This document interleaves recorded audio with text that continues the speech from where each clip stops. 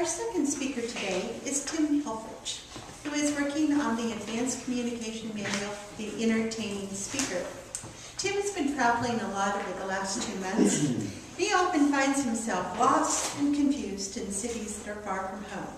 He has recently discovered, however, that there is a technological solution to his geographical impairment.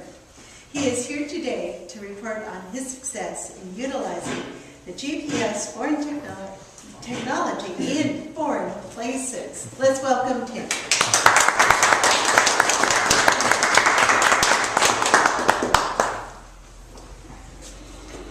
Thank you, Madam Toastmaster.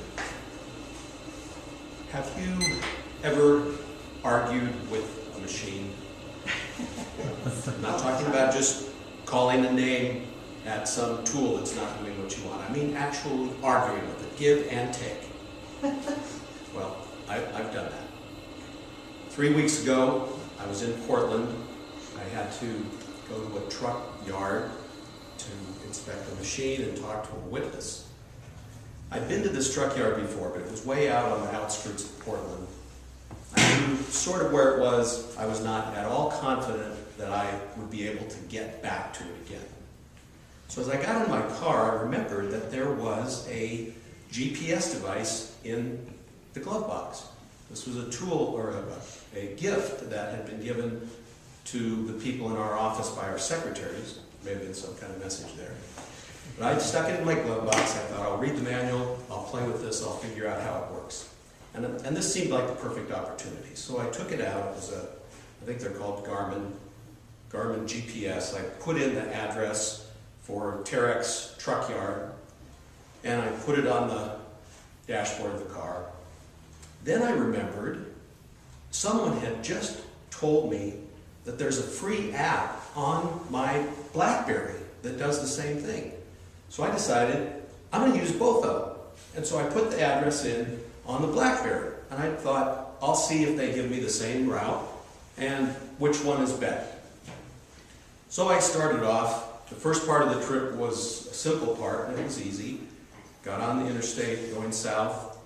Both of the devices told me to get on Highway 217, so I did that. And then we came to the first sort of crossroads. There was a sharp left turn off the highway, and there was a curving turn to the left, and then there was a curving turn to the right that kept you on Highway 217. The BlackBerry was talking to me and saying, go 0.3 mile, turn left. Well, it just happened that the last time I'd been to this place, I had taken that exact road, and I knew it was wrong. So I told the BlackBerry that it was wrong. I said, that is a dead end. If I turn left there, I'm going to be stuck at a dead end road. I'm not turning left. I was looking at the screen on the Garmin, and it was showing me to take the slight left onto this ramp. And I happen to know that that was wrong also. That ramp has been closed off. And if you take that ramp, it'll route you onto a different highway going 90 degrees off in the wrong direction. So by this time, I've passed the left-hand turn. The BlackBerry is saying, and I tell you, it was a distinctly reproachful tone in its voice. Rerouting, yeah. Make an immediate legal U-turn. So I kept going, realizing that neither one of these routes was going to be successful. I finally got sick of listening to the BlackBerry telling me that it was rerouting. I reached over, picked it up, tossed it into the back seat. As I did that, I heard a clunk. And then there was this noise, a familiar noise and a voice. The noise was, beep, beep. Hello, this is Siri. What can I help you with? It's an iPad. Our kids had bought an iPad for my wife for her birthday the previous year. The iPad was sitting on the back seat. The BlackBerry woke it up. So now I have Siri talking to me. I was in no mood to listen to the condescending voice of an iPad. So I said, Siri, just stay out of this. You're an Apple product. We all know Apple does not know anything about mapping technology. So there's a pause, and then Beep beep. What did you say about Apple Company? A very cold tone of voice, deadly serious, slightly threatening. I was reaching back, trying to find an iPad, looking for a power switch. I couldn't quite get to it. And in the meantime, both the Garmin and the BlackBerry have now reoriented themselves, and they're issuing new commands. The BlackBerry is telling me to take the next right exit off the highway. The Garmin I can see again on the screen. It wasn't saying anything, but it was showing me to keep going straight. I was confused. By the time I came to my senses, I was already past the right-hand exit. The BlackBerry again began reproaching me for missing my turn.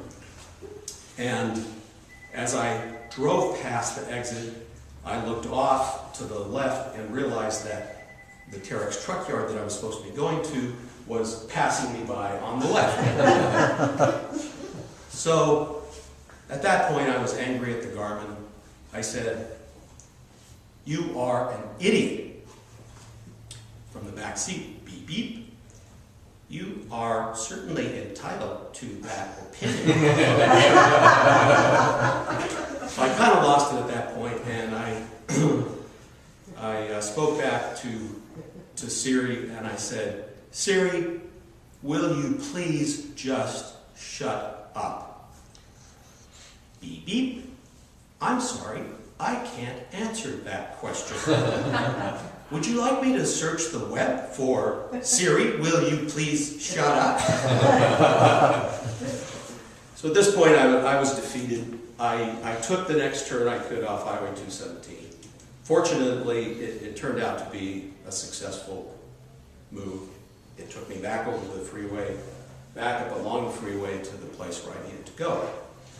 I made my appointment, inspected my truck, talked to a witness, walked back out to the parking lot, knowing that now I needed to find my way back to downtown Portland, to the hotel that I was supposed to be at. And I thought, I'm just going to use the old trial and error system that I've always used. But when I got in the car, devices were both sitting there, and I was kind of thinking, maybe I should try this again. I picked up the Garmin, I was starting to put in the address to the hotel, and I thought, no. I disconnected the power supply, took the BlackBerry, turned the power off on that, pulled out of the parking lot, started driving onto the highway. I was thinking in my mind, there must be some perverse sense of humor among the people that design these machines. They are intentionally trying to frustrate and anger the users. I heard from the back seat, "Beep beep. Hello, this is Siri. What can I help you with?"